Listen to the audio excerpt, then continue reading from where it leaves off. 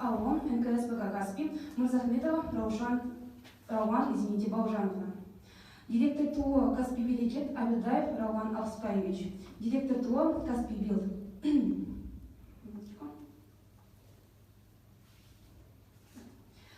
Құрметті Қайрат Болатұлы, сөз кезегі өзіңізде.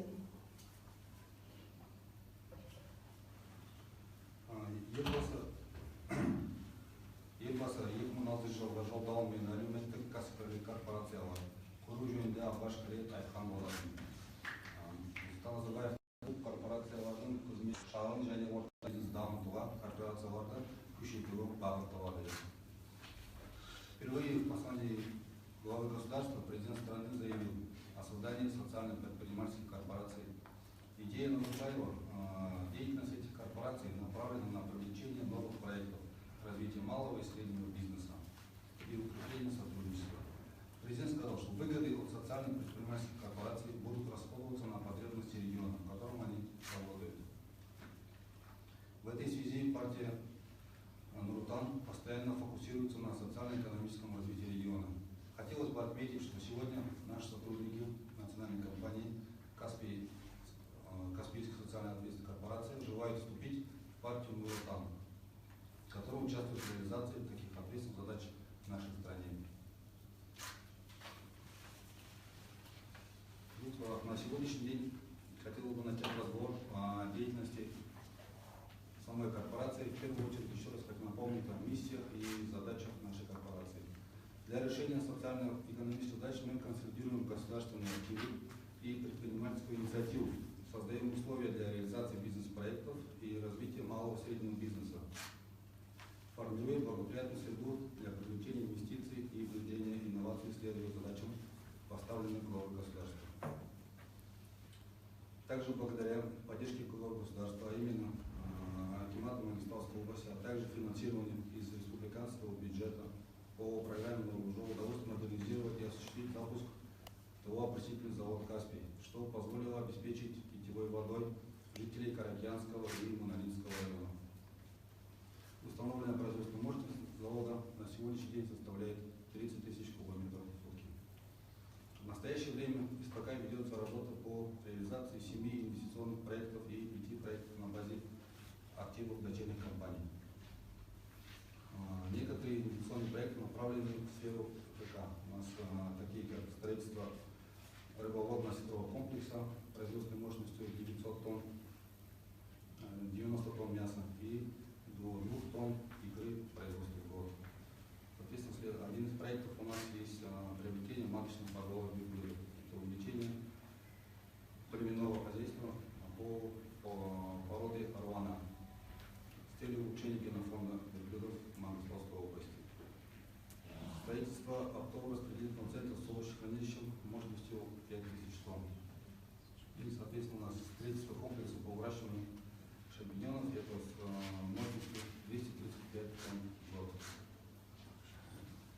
В сфере альтернативной энергетики у нас имеется проект возобновляемых источников энергии, такой как строительство солнечной электростанции в село Щекпе мощностью 12 мегаватт.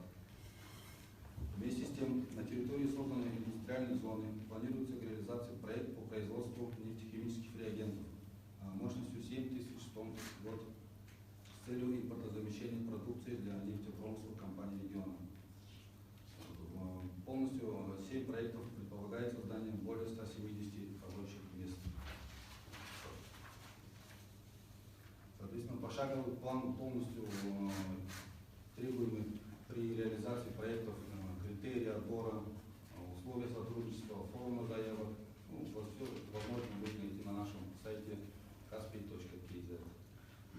Также необходимо отметить, что для целей оказания содействия предпринимателям Мангистауской области прорабатываются механизмы финансирования и государственной поддержки совместно с АО «Фонд развития предпринимательства ДОМУ», Агрокредитной корпорацией и Европейским банком развития и реконструкции. Национальная палата предпринимателей Атамикен оказывает помощь соответственным филиалам Казахинвест и областными управлениями в лице администратора программы. Спасибо большое. Уважаемые коллеги, мы переходим к формату вопросов вас есть вопросы, вы можете задать. Прошу. Хабар агенттігінен мына екі жоба туралы қазақша айтып беріңіздерші. Жылына 90 тонна балық еті, 2 тонна уылдырық өңдейтін, бекіс балық өсіру кешені, сосын түйелердің генофонын жетілдіру мақсатында аруана тұқымының түйелерін өсіру. Осы жөнінде қазақша айтып берсеңіздер толығырақ жоба. Қашан жүзеге асады, қаржысы қанша, мақсаты қандай? Балық өңдеу комплексі бойынша проект экспертиза жасақталды Латвияда. Балық өсіру бойынша мекеме басшысы айта кеткендей 90 тонна балық еті және 2 тонна икра деді. Бүгінгі таңда ПСД документтері жасалды. Латвиядан енді қазір госэкспертиза дайындық жүріп жатыр бұл бойынша. Біз тараптан 309 гектар жер бөлінді. Сүт заводтың қасыманның инфраструктурасы бәрі бар қасында. И суда қасытылады деп сондай мақсатта өңімізде. Құны қанша жобаның? Құны 1 миллиард 198 миллион теңге. Қай елдің инвесторлары? Бұл жергілікті инвестор Еврострой А деген компания. Бүгінгі күні олар үйлерді салып жатыр. Ақтау қаласында жаңа микрорайондарда 30-31 деген. Өз тарапынан 454 миллион өз қаражатын салып жатыр. СПК тарапынан 744 миллион кредит есебінен тұр, 6%. Бұл алғашқы жобаларыңызды жалпы осы балық өндіру жөнінде сіздер? Жобаларымыз. Екінші жоба жөнінде айтып кетсеңіздер? Екінші жоба жаңа Аруана. Аруана бойынша жергілікті бюджеттен 105 миллион теңге бөлінді. 150 бас түйе сатып алуға наурыздың аяғына дейін біз бұл жобаны уже іске асырамыз. Атырау қаласы. Қай жерде болады? Жобаның құны 105 миллион, жаңа айтқандай, 150 басқа. Жобаны Түпқараған ауданында орналастыруымыз керек. Осы наурыздың аяғына дейін жобаны жүзеге асырамыз. Атырау облысымен уже кәсіпкерлермен жұмыстар жүргізілуде бізде. Келісімдеріміз бар. Наурыздың аяғына дейін шешуге тырысамыз. Түйелерді Атыраудан келесіздер ме? Атырау облысынан. Аруана түйелер. Можно на русском тоже самое? По приобретению машин поголовья вернулись породы Аруана. Да, выделено 105 миллионов тенге с областного бюджета. Проект планируется осуществить в Караганском районе. Ведутся переговоры с Сатравской области о приобретении 150 голов верблюдов породы Аруана.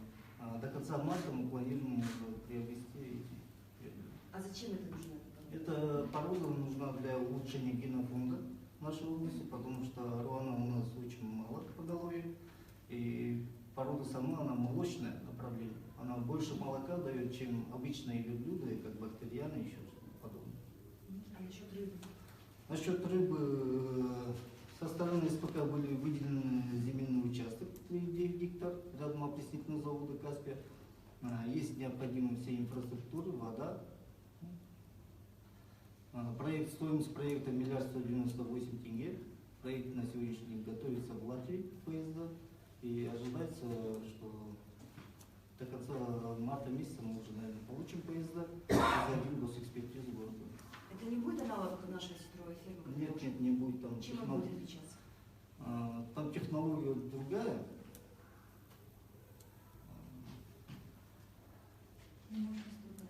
И мощность другая там. Много там. Я не могу сейчас. А это будет на внутренний рынок идти? Это на внутренний рынок. Жауабыңызға рахмет. Құрметті әріптестер, құқықтан сұрақтарыңыз бар ма?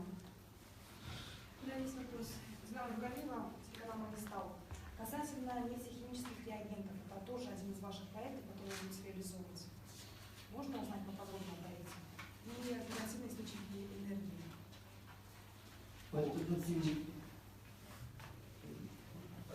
По альтернативным источникам энергии в Мангистауском районе у нас уже выделено 30 гектар земельного участка.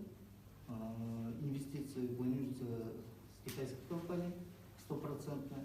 Со стороны СПК это участие в земельном участке. Входим в долевое участие в земельном участке.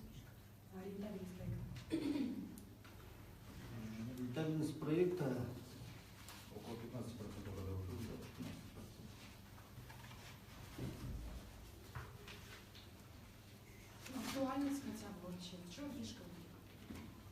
Фишка в том, что Мангистаускый район нуждается в электроэнергии, у них сейчас идет дефицит электроэнергии. 12 мегаватт как раз покроет их потребность.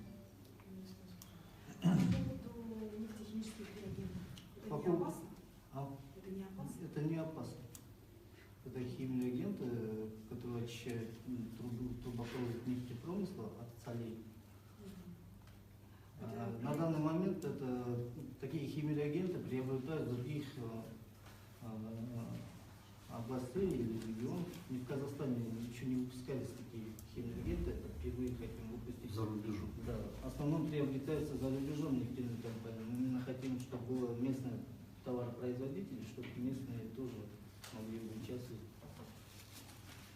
Спасибо за Что ответ. будет реализовываться на территории специализированной? Где будет реализовываться проект? Индустриальная зона. Индустриальная зона. По шампиньонам, скажите, пожалуйста, насколько это вообще рентабельное выращивание шампиньонов, если да, в степи их полно-полно, собирать да ешь бесплатно? В степи же не шампиньоны, по-моему. Шампиньоны как раз таки. У нас больше других не растут, под березовиков там и всяких там подосиновых у нас нет, к сожалению. Не, ну, если это связано в сфере АПК, во-первых, это для поднятия, скажем, вопроса о том, что в сфере агропромышленного комплекса, это промышленная теплица, фактически она будет выращивать шампиньоны. Это будет, конечно, производственные мощности. Не то, что, грубо говоря, там, растет в степях, там получать гектаров. Это лежит сорта. Насколько это будет рентабельно здесь у нас? Рентабельность проекта показывает около 25% годовых. И это очень рентабельный проект. Вы думаете, что он будет пользоваться спросом?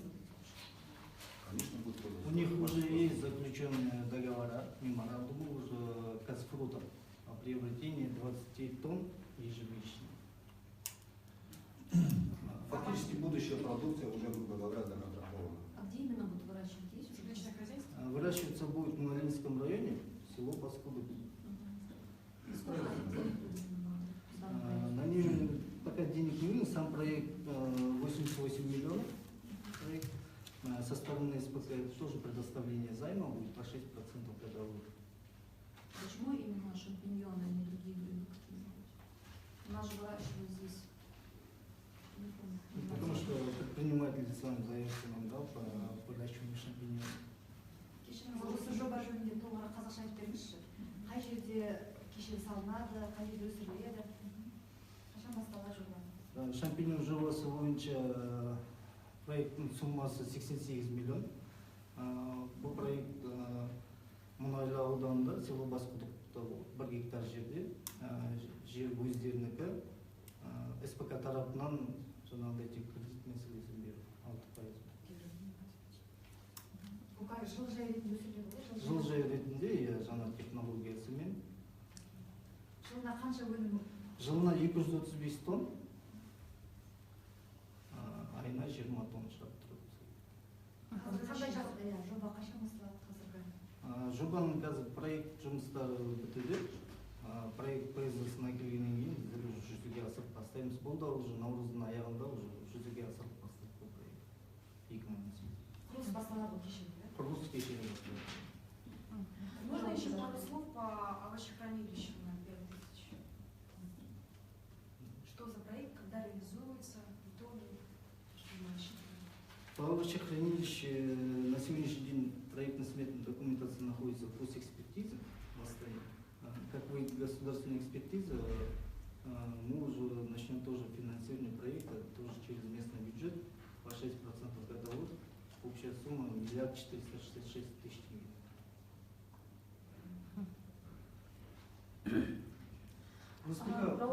Вопрос, насколько стабилизационный фонд, стабилизационный фонд.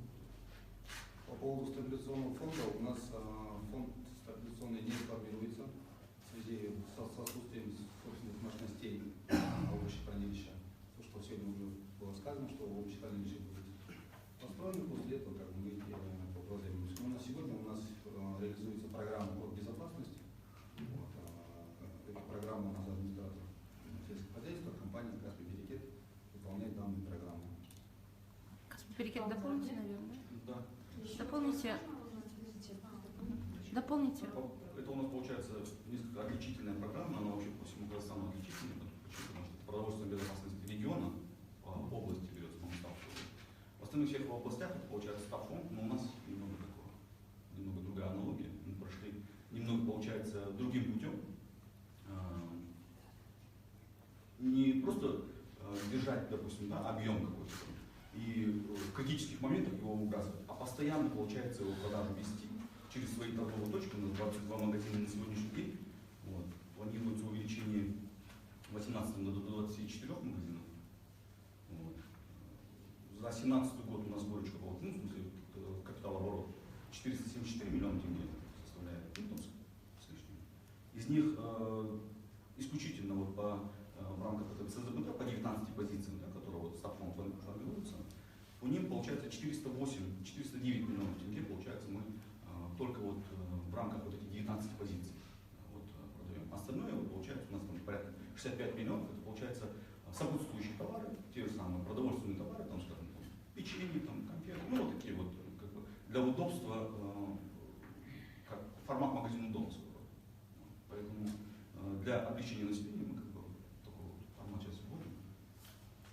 А скажите, пожалуйста, где вы это все храните, если вы говорите, что у вас овощехранилище? У нас есть другие склады, то есть овощехранилище именно, там же несколько иной принцип хранения. Сам принцип хранения для овощей он немного другой. У нас получается просто сухие склады, либо морозильные камеры. То есть, скажем, там мясо птицы, там, мясная продукция, она хранится в морозильных камерах. То, что касается сыпучих, она хранится в сухом складе. То есть я так правильно понимаю, что это не стабфонд, который, например, на какой-то срок, да, вот формируется. У нас это как, однодневный, двухдневный, насколько хватит нам продукции в случае, не дай бог, чего. Он получается, как бы годовой запас сразу закупается. Он формируется вообще, допустим, на сегодняшний день мы разработали ФЭО, скажем, да, вот по аналогии прошлых лет, за 4 года. С 14 по 17 был разработан ФЭО на 862 миллиона тенге, там, как бы, в общей сложности как бы, освоить. Да? Это как делается следующим образом? Закупается у товаропроизводителя объем товара, и по мере заявки она, получается, поступает. То есть, проплатив им, стопорится цена, и потом уже отпускается она по мере заявки. По мере необходимости, как только продажа она идет, то есть, и вот таким образом обновляется постоянный приток свежей продукции и продается. С ввозом нового овощехранилища как ситуация может измениться?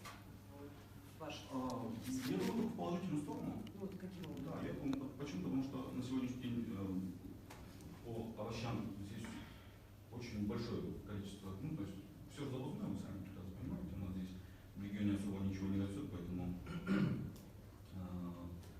так как овощная продукция завозится,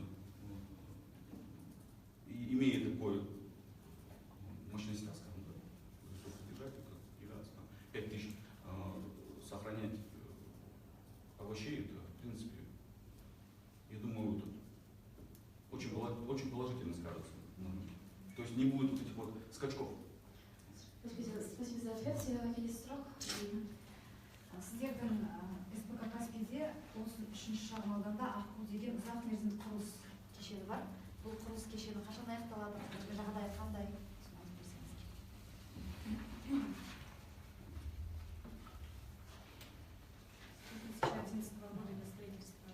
Да, я понял. Вопрос по 33-му микрорайону Аққу-1. В этом на сегодняшний день у нас ведется подрядные работы с 3 нашими подрядчиками.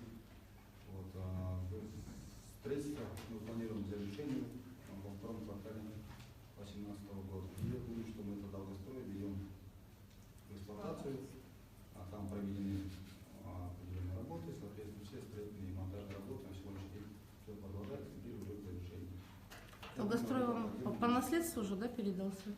Это долгострой у нас, как вы сказали, с 2011 года, он длится, но на сегодняшний день, благодаря очень большому, скажем, усилию под руководством Акима Мангостауской области, этот долгострой уже будет введен в эксплуатацию.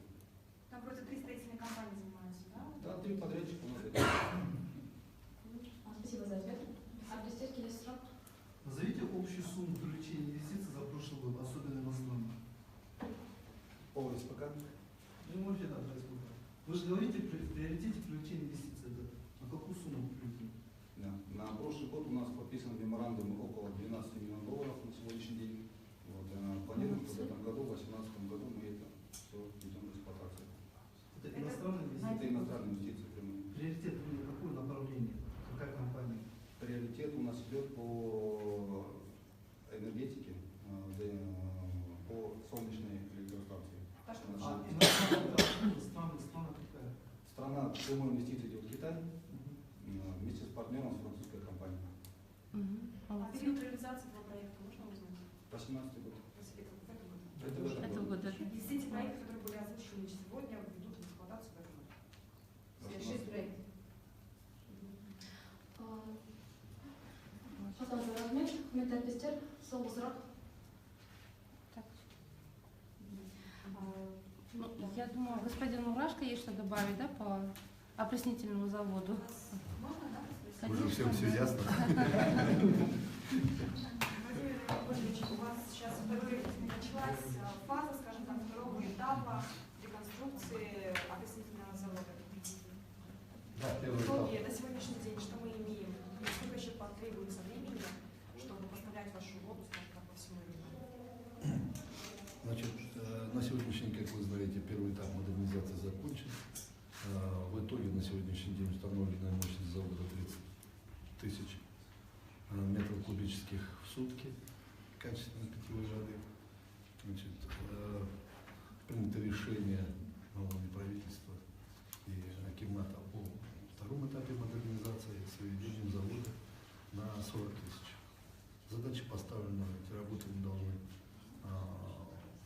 закончить в начале первого квартала 2019 года, а первые установки должны заработать в 2018 году. То есть это очень напряженный план, скажем так, потому что объемы работ по сравнению с первым этапом в 2,5 раза больше, потому что мы на втором этапе вводим много серьезных объектов инфраструктуры завода, чтобы это было полноценное предприятие и максимально должно быть оно автономным, с максимальной степенью надежности работы. Это такие объекты, как морская насосная, мороводовод свой, газопоршневая станция, то есть мы на своем терминале по нему работаем. Это емкостной парк на суточный запас воды, то есть 40 тысяч метров кубических. И это дополнительные водоводы, которые дополнительно нам нужно будет проложить до пункта учета. Это подача воды на город, это мы планируем опреснять воду, минерализованную воду месторождения Курус. Значит, это еще один водовод будет для подачи минерализованной воды на завод и подачи пермята на город. На втором этапе одной из основных задач, которую мы хотим реализовать, это замена технической воды на город на пермят нашего завода. Спасибо. Это На какую мощность вы планируете быть после второй реализации? 40 тысяч. 40 тысяч. Значит, я вам объясню. Я объясню. Завод был запроектирован на 20 тысяч кубов. Значит, мы на сегодняшний день, когда мы начинали модернизацию на первом этапе, мы из 10 установок, 5 установок отремонтировали, работали, это 5 старых установок, которые 10 тысяч производительностью. И 5 установок поставили новых, мощностью в 2 раза больше. Вот у нас получилось, то есть 20 тысяч это новые установки производят, и 10 тысяч старых, вот они 30 тысяч. Вторым этапом это будет, как я перечислил, объекты инфраструктуры и плюс замена старых установок на новые. Водообеспечение также Монолинский район, как Караганский. Да, и Каракиянский, и Туп-Караганский. Сейчас мы как раз прорабатываем вопрос о подключении потребителей Туп-Караганского района к нашему заводу. Я рассчитываю, что весной мы уже подадим туда воду. Да, Спасибо весной. за ответ, Владимир Анатольевич. Спасибо. Есть ли у вас еще вопросы, уважаемые коллеги? Можно вернуться немного к теме рыбы и шампиньонов? По проекту уже есть определенные даты, когда на прилавках хаусских рынков появится продукт данный. То есть это икра и шампиньоны.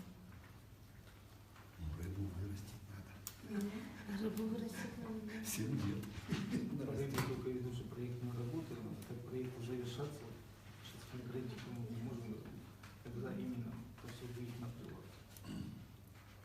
Ну, примерно рыба 7 лет, через 7 лет появится, да? Раньше По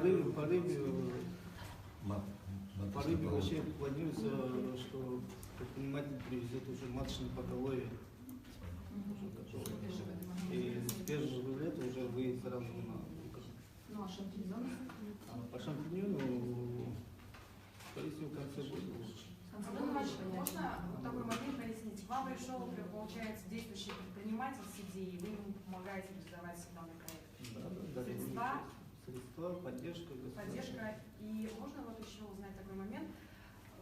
Шампиньоны в каком виде? Консервы? Это будет какой-то консервный завод, жареные шампиньоны? Нет. Свежие Свежие шампиньоны? шампиньоны. А куда-нибудь за пределы Казахстана вы планируете, представляете? Сначала Пока давай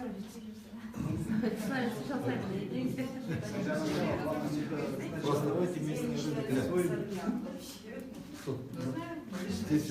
Вы польские шампиньоны видели на рынке, сколько стоит? На рынке польские шампиньоны. Сколько они стоят? Видели? Это первый момент. А про местные я могу сказать. Если вы в курсе, то это грибы, вернее, они активно концентрируют в себе все, что находится в природе. Особенно радионуклиды и все остальное. И поэтому шампиньоны, которые собираем в степи, это не факт, что мы очень полезные вещи едим вместе с ними. А шампиньон, которые выращены... А если они будут выращиваться в селе Барсуку, не думаете? Нет, они-то выращиваются по технологии. Все-таки рядышком. Они выращиваются в нормальное... Нет, там будет соблюдена технология, и кормление, и все остальное. Можете быть уверены. Ну, конечно, они же теплицы выращивают. Спасибо за ответ. Надеемся, наши коллеги получили исчерпывающий ответ на все вопросы. Заключительное слово я представляю Леонид Лотович вам. В заключение хотел бы поблагодарить вас за проявленный интерес, господа. Соответственно, хотел бы сказать, что в связи с тем, что с последним поблагодарить также руководство области, в связи с последним приходом Ярослава Павловича, у нас все проекты, соответственно, все задвигались, и надеемся, что в этом году мы исполним нашу программу. Спасибо. Спасибо вам. Вторая часть. Приглашаешь. Құрметті әріптестер,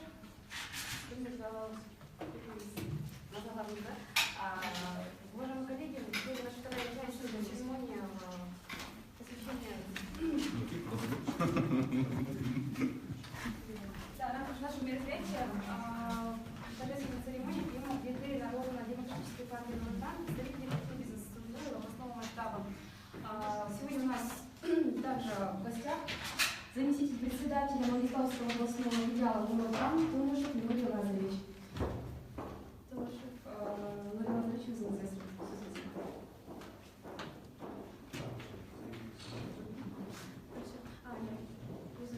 Я была так, что Бүгін біздің Каспий әлеуметтік кәсіпкерлік корпорациясы ұлттық компаниясының қызметкерлері еліміздегі осындай жауапты міндеттерді жүзеге асыруға атсалысып келе жатқан Нұр Отан партиясының қатарына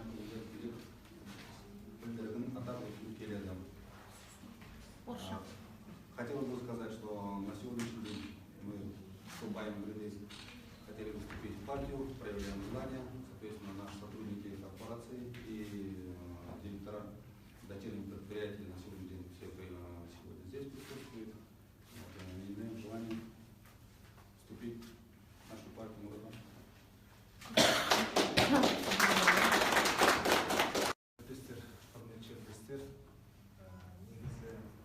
Биылғы жылдың қаңтардың 10-ында елбасының Қазақстан халқына жолдау болғанын бәріңіз де білесіздер. Нұр Отан партиясы осы жолдауда бізге халыққа жеткізу насихаттау жөнінде бастап кетті өзінің жұмысын. Сондықтан да қазіргі мына қазір болып отқан брифинг Каспий әлеуметтік кәсіпкерлік корпорациясының жасалатын өзінің жұмысына жақсы өзінің жұмысын айтып кетті. Оны бәріміз де көріп отырмыз. Енді мына партияның жұмысына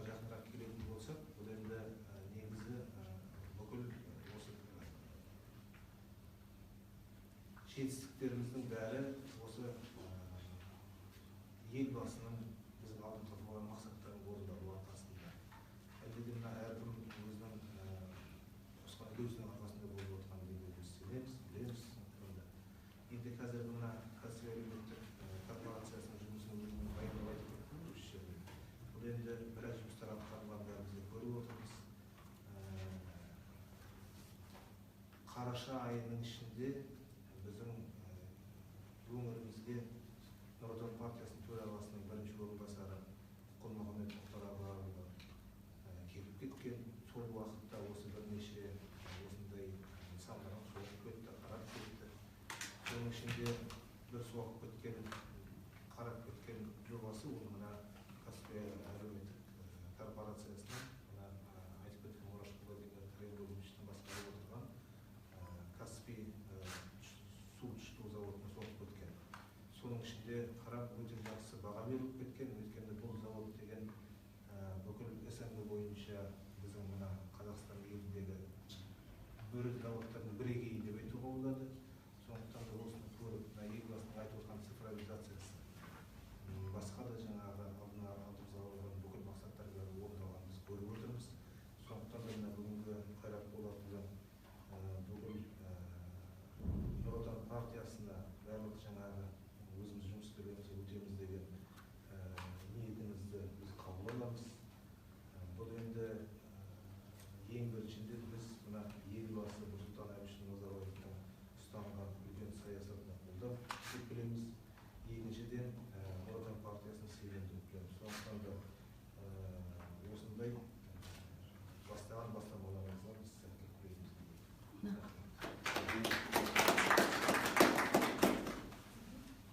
Председателем.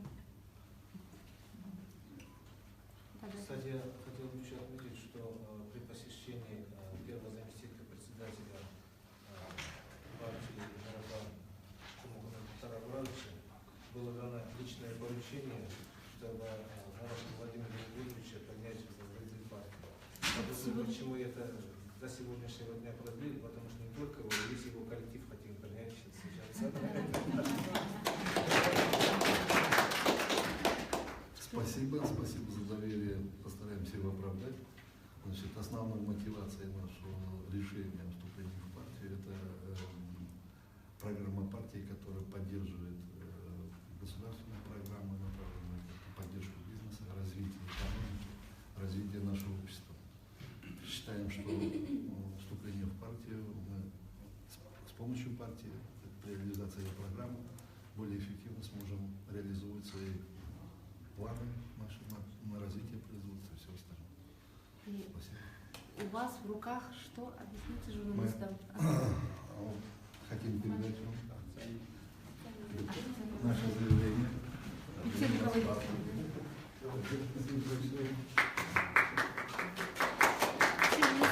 Все руководители, пожалуйста, выступили. Чьи заявления там? Да. Кардотович, объясните, что там заявление всех руководителей. Здесь содержится заявление сведения о поступающих в партию. Проходите.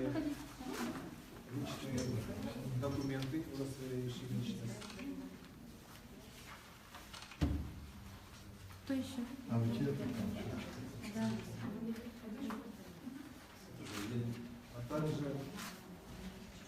А также двух членов партии, которые дают рекомендацию именно на этого человека. То есть это обязательно, да, чтобы рекомендации были? Обязательно это в уставе партии записано. Спасибо. Итак, фото на память, пожалуйста. Ага. Мадина, вы есть люди? Нет, вот сначала вот все, которые вступают в партию. Ага. Сейчас, подожди, уберем скамейки. Мадиночку убери. Итак, сегодня исторический момент. 5 руководителей компаний, бизнес-сообщества вступают в партию Нур-Отан. Помимо этого, то есть это говорится о том, что и ваши сотрудники в дальнейшем тоже вступят в партию Нур-Отан. Мы же правильно так понимаем, да? Конечно. Да. В общем, 500 человек. Все, спасибо.